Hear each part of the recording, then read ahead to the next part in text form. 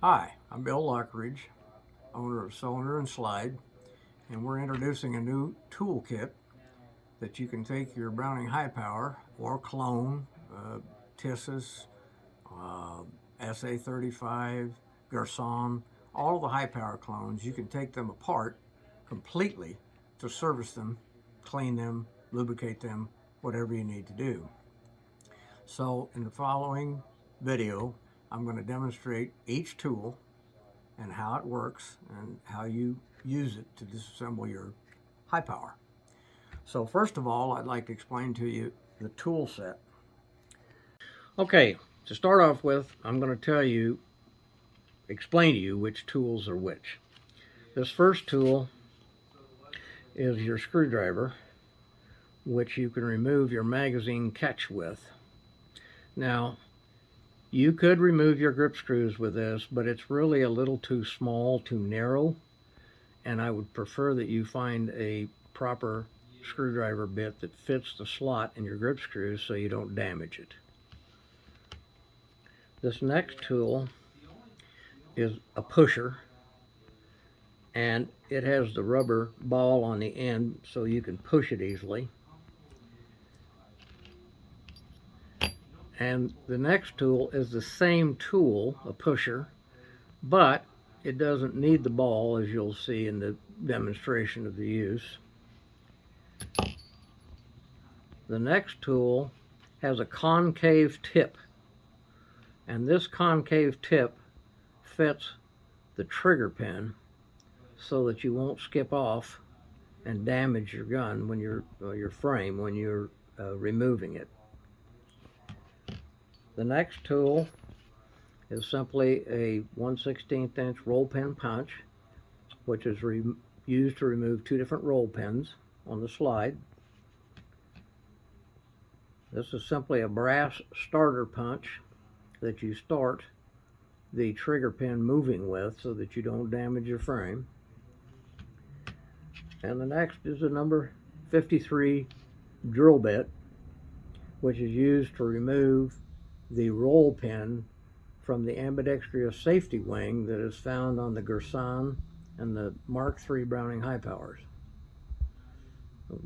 I'll demonstrate each one of these as we go. Okay, the first and most important thing is you have a pair of safety glasses on, because anytime you're using punches and hammers and such, you should always wear a pair of safety glasses just in case something pops off of one of the punches or something, or a spring pops, and you don't catch it in the eye. And number two, we have to be absolutely certain that your high power is unloaded. As you can see, I've already removed the grips from the high power, and you can see there's no magazine in it. But the other most important thing is you look in the chamber and visibly check that there's no cartridge in the chamber. Safety first. Okay. First thing we're going to do is remove the slide from the high power and remove the barrel and the recoil spring. Okay. First, we're going to remove the slide. So on the high power pistols, you've got two notches. That's your safety notch in the slide, and this is your takedown notch. So we're going to move the slide back, push the safety up into the catch notch, and push the slide stop. Sorry for the stuttering here. And from the other side, use your finger to press it out and remove it. Lay that aside. Now, hang on to this slide because you got the full power of the recoil spring behind it when you release this safety, so the top end will come off.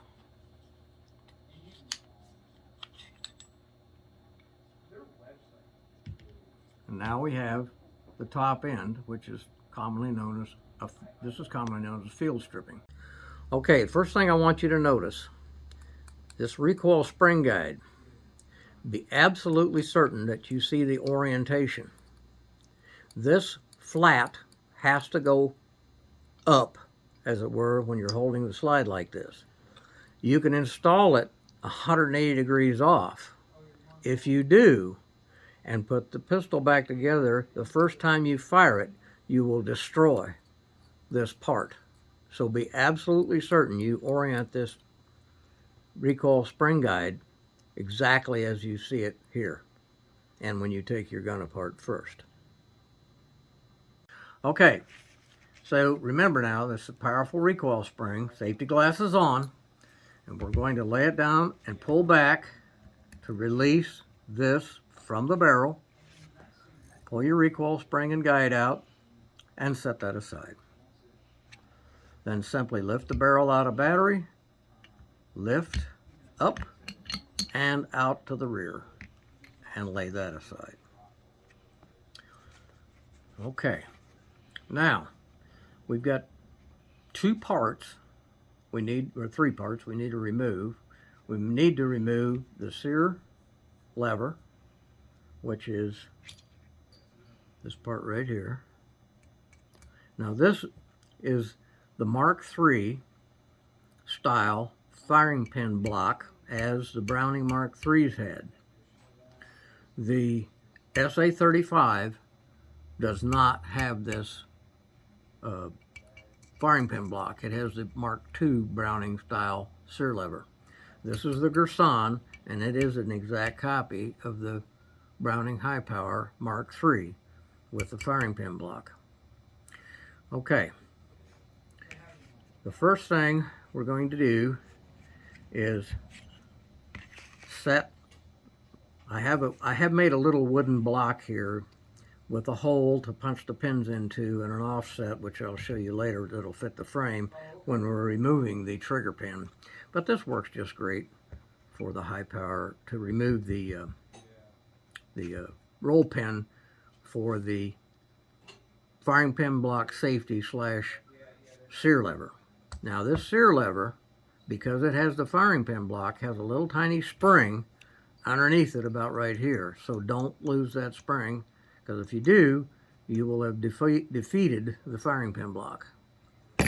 Okay, so the first thing I'm going to do is take this roll pin punch,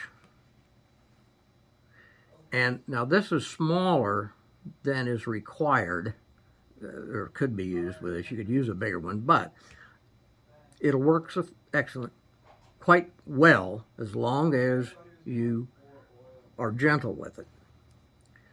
Okay, so I'm going to flip it over. Excuse me, I want it up this way because I want to push the pin, which would be right to left. Okay, there's no need to drive this pin all the way out now. We're just going to move it far enough to get this lever out. We're using a 4-ounce ball peen hammer. Don't be using a 1-pounder. We get a 4-ounce. Don't hit hard, just hit nice and firm. Okay, it sounds like it moved. Let me put my finger over that, see if it came loose, and it did. Not quite, just a little bit hanging on there. Let me realign things here. There we go. Now, get it in the hole. There we go. And we'll go ahead and remove the firing pin block. Now you may have to gently massage it out there. And there's the sear lever. It can only go in one way, this way. And you will note that the little pad goes up. You can't put it in this way because the lever wouldn't fit into the hole. So we'll put that aside. Now, you can see the little spring, okay? So be very careful. It's small and could be damaged if you get too rough with it. But you can take the screwdriver and gently lift it out. Just be gentle with it. Don't, there, I got my fingernail in it, and there's the little spring. All right, so set that aside. And the spring goes in either way, it doesn't matter. No specific end first. Well, now that you've got the sear lever out of the way, we can remove the roll pin that holds the extractor in. So again, set this on your wooden bench or on your little block. Take your 1/16 inch roll pin punch and gently, you can go ahead, and I think I didn't quite get it over the hole. There we go. You can take that one clear out. There's the pin. We'll set that aside. And while holding on to the extractor, because there's a spring under this end, so don't lose that. So go ahead and bring it out and remove your extractor. There's your extractor, and there's your extractor spring. You can take your fingernail and simply lift it out. Now, both ends of this spring are what we call closed, so you can turn it either way. It won't be a problem. And we'll set that aside.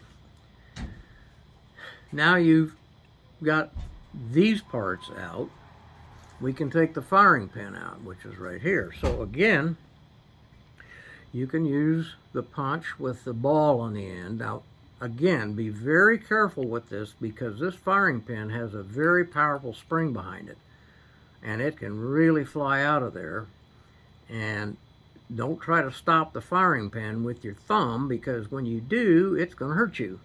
So what I do is I simply press and pull the slide firing pin stop down, and go ahead, and when you remove it, let it hit the bench top. Bang. And you can see quite a strong spring there, so be very careful. Safety glasses always. And there's your firing pin stop. Now you have detail stripped the slide, and you can completely clean all of the critical areas. You can clean the firing pin chamber out.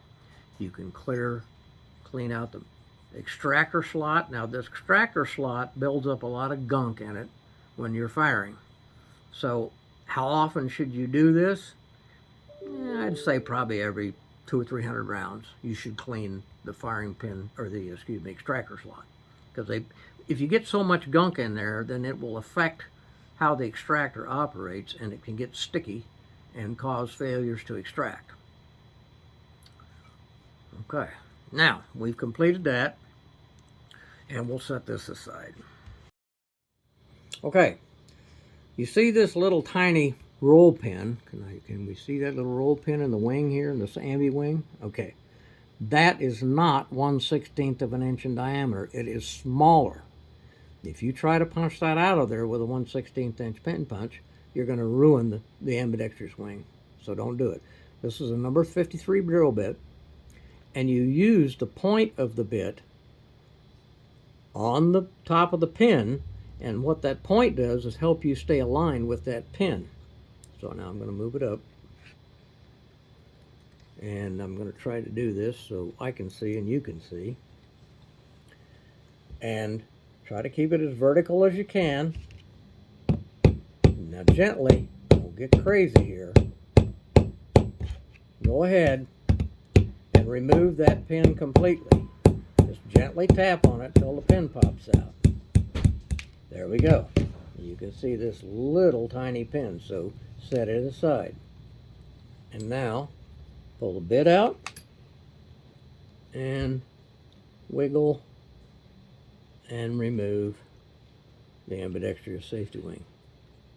Okay, set that aside with the pin. Now we can continue to disassemble the fire control, the hammer, the sear, and the actual thumb safety. So be careful now. This is a very powerful hammer spring, but you have to let the hammer down by pressing down on the sear. Do not just press down and let the hammer slam forward, because it's going to stop against the sear nose, which can damage it and also create a very heavy trigger pull. So pull back on the hammer a little, press down on the sear, and let it down gently. All right, now we have our punch, which is the no rubber one, and it has the round pin on the end. You stick it in the grip screw hole. Then while you carefully press the hammer back ever so slightly until that goes through, now you have trapped the hammer and it's not bearing on the sear. That way you can get the sear pin out without fighting the hammer spring, which would just be a mess, and you would never get it back in. So, now that we've done that, you can take the other punch with the rubber ball on it and carefully press the sear pin out. You see that coming out of there? Now hold on to the sear. Don't let it fly. Press it out of there. There's your sear pin. Set it aside. Now, carefully hold on to the sear, ease the punch out, and then ease the sear forward. Now I'm holding onto the sear spring in here, and the sear fell. There's your sear. Okay, now that we've removed the sear pin and the sear, we have the hammer lock back with the punch. The sear spring is hooked in the frame down here with a little detent, and you've got to align that just right to get it out of there. You see the little ball, half ball on the end? That sets in the slot in the frame. I don't know if you can see it, but right there it is, and the sear spring orientation is like so. So you have to take the sear spring out before you do anything else, after you remove the sear. Okay, set that aside. Now we still have our retaining pin in, and we got the ejector pointed straight down. Now I'm going to push back on the hammer ever so slightly to take the tension off so I can get the punch out and ease it forward. Now once you ease that forward, you can then push the safety and wiggle it, and it'll pop right out. Okay, so very carefully. Now, if you hold it like this, everything will stay in there. If you tip it, the hammer and the ejector will fall out, and I want you to see this. Okay, so we'll set the safety aside, and I'm going to reach in here, and I'm going to take this, push this ejector up, and then I'm going to simply remove the hammer and the hammer spring strut. Now I have to show you something. Remember I told you you had to turn the ejector straight down? Well, if you'll notice, there's a hole there, but there's a slot. And that slot, I don't know if you can see this or not, but there's a little tiny latch or piece here on the hammer shaft. What happens is that will allow, that slot in the ejector will allow that. Now, here we are. As it is in the gun, you see that holds the safety in the gun. So when you rotate that straight down, then it lines with the little tab on the safety shaft and allows you to take the safety out. So remember, you must point that downward and do not use a hammer. You can do this all by finger. If you use a hammer to tap on this, you're probably going to break this little tab off. Once you've done that, the safety is toast. It's no good. You're going to have to get a new safety, so please don't do that. So we've done all that. We can set these parts aside. and you can clean all this up. This area doesn't get very dirty very quickly from firing. This detail strip of the frame, I would say once every 1,000 rounds or once a year minimum. You know, don't do it every time you clean the gun. This is not designed to be done that way. It's designed to do this complete detail strip about every 1,000 rounds or once a year to do your annual maintenance of completely cleaning it up and lubricating it.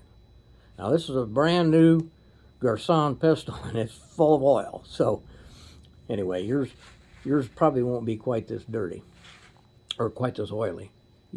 All right, the next thing we're going to do is remove the magazine catch, which I'm pushing on from the other side. Now, this slot is not a screw. This slot is simply a way to turn another tab that locks the magazine catch assembly in the frame. So don't just start turning or you're going to break the tab and then you're going to buy some new parts. So what we're going to do, we're going to take our screwdriver slot and we're going to put it in the little slot. I got to look up here where I can see it. All right, now, while applying very gentle counterclockwise, don't turn it, just barely apply pressure.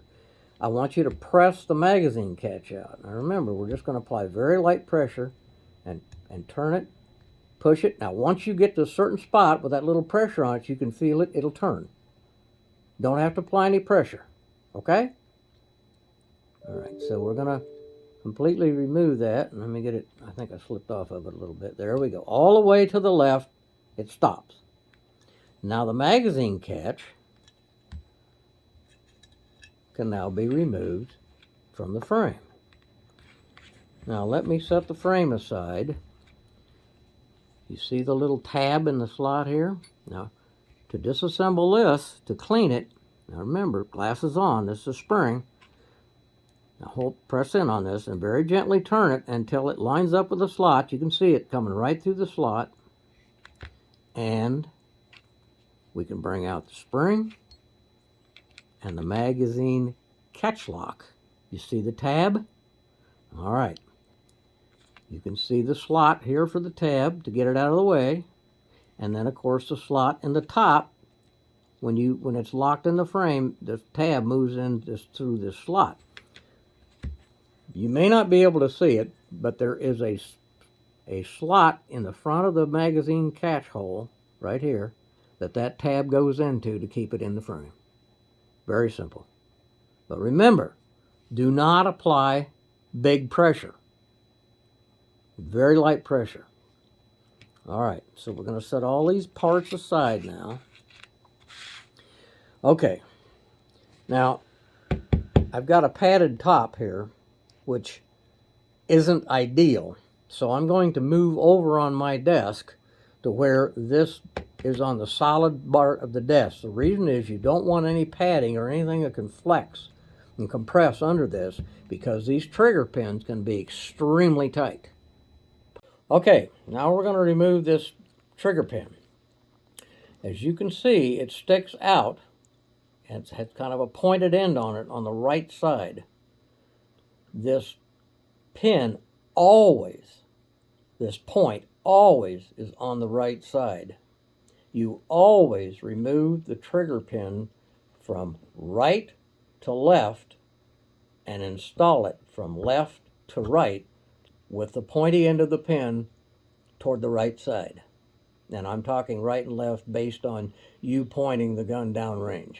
Your right is right and your left is left. Okay, we've made this little step block to support the frame and the trigger pin dust cover area because, as I told you, they can be extremely tight. Now, do not attempt to take the cup pin punch and put it on the point and pound it out of there. Sure as the world, when they're super tight, it'll bounce and you'll put a dent dimple in your frame. So you have a brass starter punch, which you use to start it, and when the brass touches the side of the frame, it's not going to damage it. So be sure you're absolutely dead center, straight up and down. Be sure you're absolutely vertical. And nope, I didn't move it yet. That's what I told you. They're very hard. Nope, not quite yet. Okay. Yep, I can feel it still up. It's still up just a little bit. I want it all the way flat. There we go. Now, your cup pin punch will actually be slightly in the frame hole, so it shouldn't scoot. Now press down hard on this. Make sure you have the cup pin punch in your hand on this. Don't use the flat punch. Use the cup pin punch. And again, hold nice. You notice how I hold the hammer? Don't be back here like this. Put your finger up there so you have total control. Very vertical on the punch, straight down with the hammer. Don't look down here. You're not driving here. I want you to hit the head of this exactly flush, okay? There, boom. You see it let go? All right, go ahead and tap this out gently. There we go. And I didn't quite get it out yet. I'll just keep gently tapping. Oh, I heard it hit. And there you go. Now let me show you here the anatomy of this punch, this pin. You can see this end is flat. This end has a little dome on it, and there's a little slot in the center.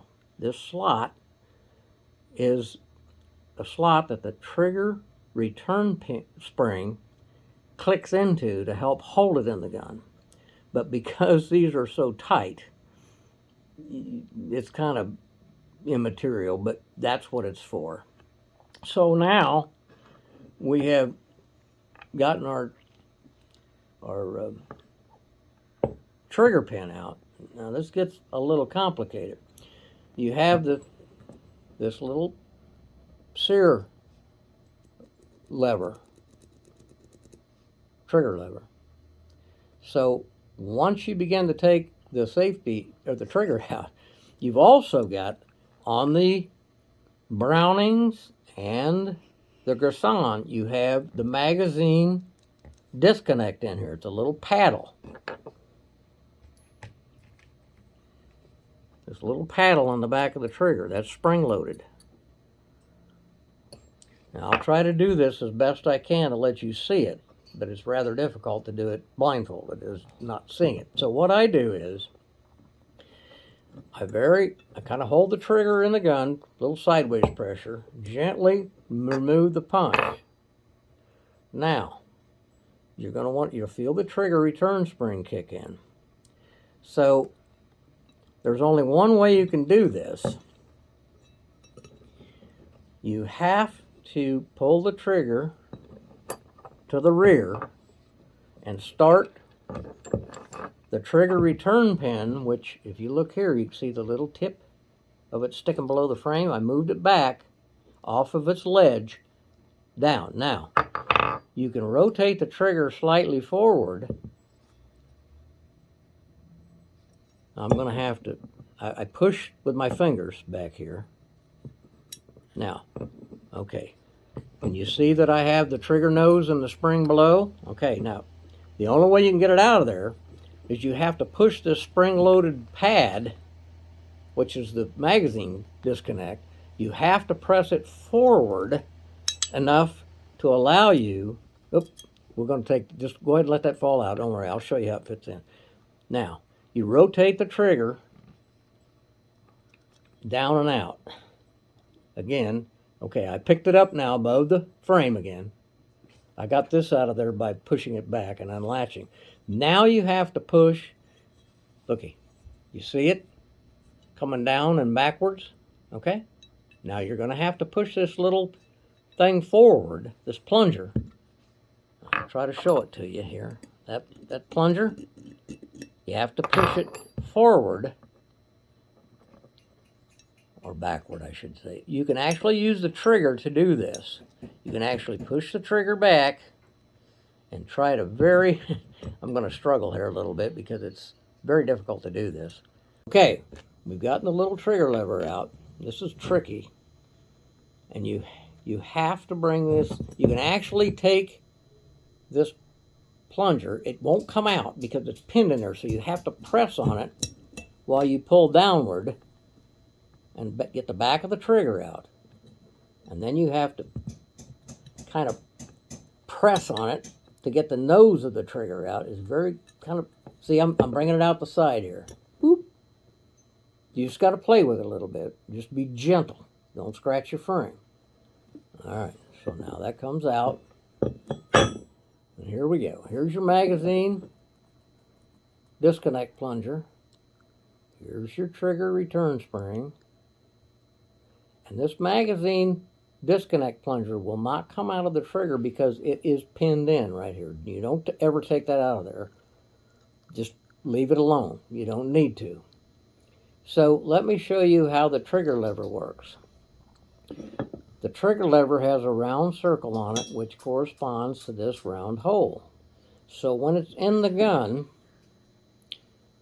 I'll tip the trigger return spring. I'm going to press in on the plunger. I'm going to put it in the slot. Now, you see this moves this sear lever forward. So when the magazine isn't in the gun, this cannot push up on the sear bar in the slide, and therefore it will not fire unless the magazine is in the gun. Okay? So, we've got all of that done.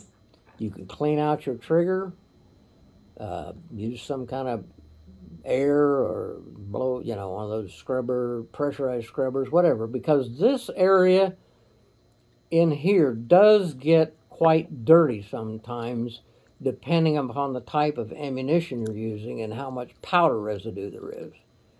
But again, I would not go take this trigger out of here every 1,000 rounds or once a year.